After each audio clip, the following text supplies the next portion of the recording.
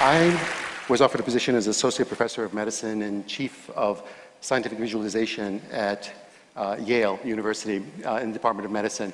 And my job was to write many of the algorithms and code for NASA to do virtual surgery in preparation for the astronauts going into deep space flight so they could be cut in robotic pods.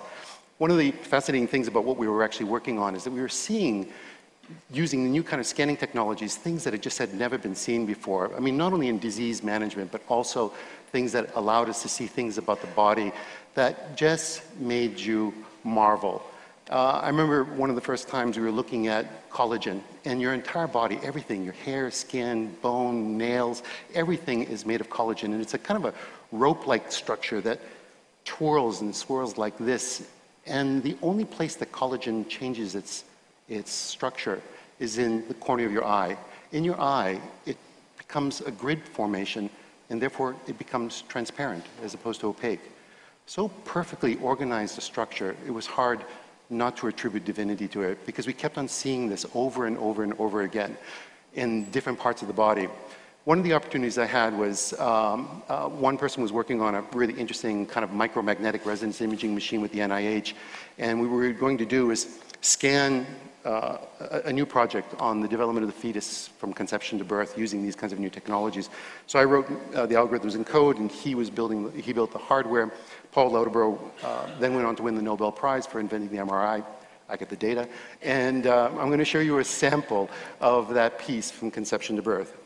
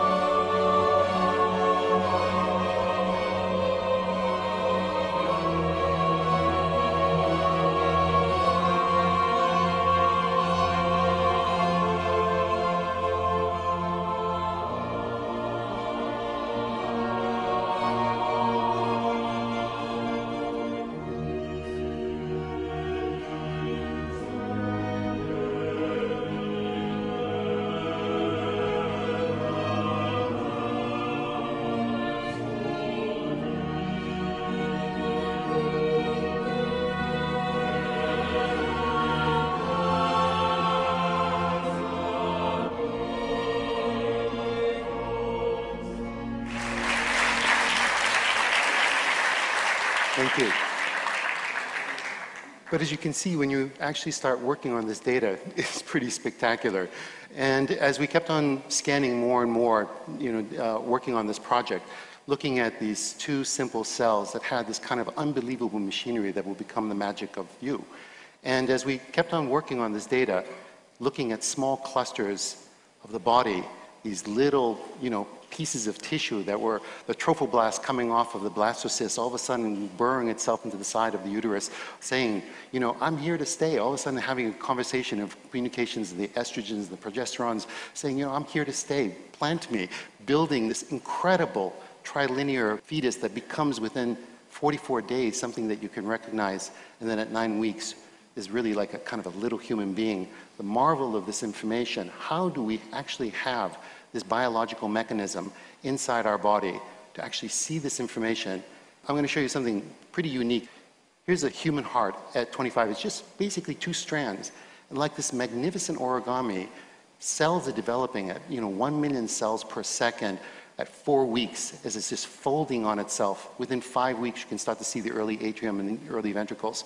6 weeks, these folds are now beginning with a papilla in the inside of the heart, actually being able to pull down each one of those valves in your heart until you get actually a mature heart, and then basically the development of the entire human body.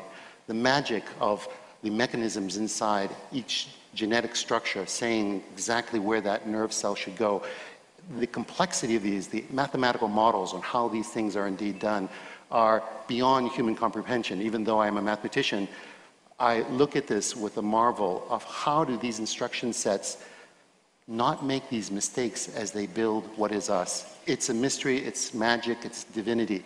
I mean, then when you start to take a look at an adult life, take a look at this little tuft of capillaries. It's just a tiny substructure, microscopic, but basically by the time you're 9 months and you've given birth, you have almost 60,000 miles of vessels inside your body. I mean, and only 1 mile is visible, 59,999 miles that are basically bringing nutrients and taking waste away. The complexity of building that within a single system is, again, beyond any comprehension of any existing mathematics today. And that instruction set from the brain to every other part of the body. Look at the complexity of the folding. Where is this intelligence of knowing that a fold can actually hold more information? So as you actually watch the baby's brain grow, and this is one of the things that we're doing right now. We're actually doing a longitudinal studies of actually scanning babies' brains from the moment they're born every 6 months until they're 6 years old. We're going to be doing actually about 250 children, watching exactly how the jiri and the sukai of the brains fold to see how this magnificent develop actually turns into memories and the marvel that is us. And it's not just our own existence, but how does the woman's body understand to have genetic structure that not only builds her own, but then has the understanding that allows her to become a walking immunological cardiovascular system that basically is a mobile system that can actually nurture, treat this child with the kind of marvel that is beyond, again, our comprehension, the magic that is existence, that is us. Thank you.